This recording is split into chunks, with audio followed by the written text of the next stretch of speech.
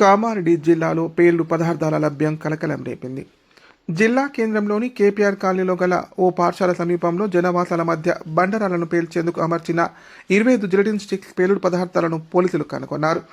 ఎలాంటి ప్రమాదం జరగకుండా భారీ బందోబస్తు, ప్రత్యేక స్క్వాడ్లతో జిలెటిన్లను పేల్చివేశారు. అనంతరం జిలెటిన్ స్టిక్స్లను అమర్చిన నలుగురిని పోలీసులు అదుపులోకి తీసుకుని రిమాండ్ తరలించారు. అలాగే లింగాపూర్ శివార్లోని ప్రైవేటు వెంచర్లో గల రేకుల షెడ్డులో పేల్చేందుకు ఉంచిన 1564 జిలెటిన్ స్టిక్స్, 41 డిటోనేటర్స్, 16 కార్డెక్స్ వైర్ల బండల్స్, ఒక బ్యాటరీ, 2 బజాజ్ ప్లాటినా మోటార్ సైకిళ్లు, 4 సెల్ ఫోన్లను పోలీసులు స్వాధీనం చేసుకున్నారు.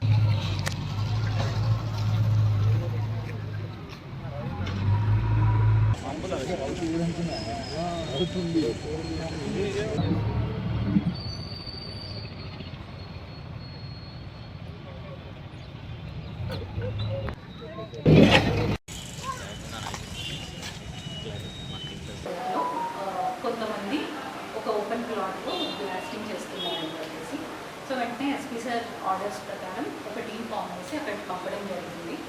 సో అక్కడ ఒక బండరాళ్ళలో almost 4 feet deep holes drill చేసి దాంట్లో gelatin sticks, Cordex wire and detonator అని చెప్పి ఆల్మోస్ట్ బ్లాస్ట్ చేయడానికి రెడీగా ఉన్న టైంలో మేము ఈ ముగ్గురు అక్యూజ్లను పట్టుకున్నాం.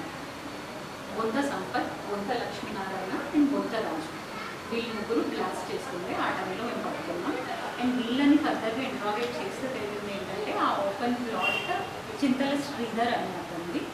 అతను వీళ్ళకి 50,000కి మాట్లాడుకున్నాడు ఆ రాళ్ళని బ్లాస్ట్ చేయడానికి. సో మేము వీళ్ళని రిమాండ్కి పంపడం జరుగుతుంది. అండ్ ఫర్దర్ ఇంట్రాగేషన్లో తెలియదు ఏంటంటే వీళ్ళు లింగాపూర్లో విభూ ఎకో టౌన్షిప్లో మిగిలిన స్టాక్ అనేది ఉంది.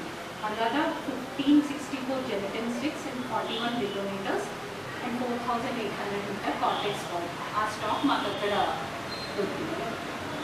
సో ఇదంతా మేము సీజ్ చేయడం జరిగింది. So I congratulate my team, CI Nagari, Sriram and మిగిలిన కానిస్టేబుల్స్. సో ప్రజలకు మేము చెప్పేది ఒకటే, మెయిన్గా ఈ ఎక్స్ప్లోజివ్స్ ఈ ఓపెన్ ఏరియాలో వితౌట్ లైసెన్స్ బ్లాస్టింగ్కి వాడడానికి లాస్ ఎట్టి పరిస్థితుల్లో ఒప్పుకోదు. అలా ఎవరు చేసినా మేము వెంటనే శిక్షించాల్సి వస్తుంది.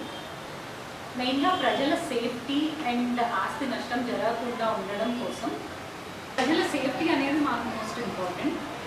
ప్రజల ప్రాణ నష్టం కానీ ఆస్తి నష్టం కానీ ఇలాంటివి జరగకుండా మేము చర్యలు తీసుకోవడం జరుగుతుంది. ఇట్లాంటి ఎక్స్ప్లోజివ్స్ ఎవరు వాడినా కానీ ఇమీడియట్గా శిక్షించడం జరుగుతుంది.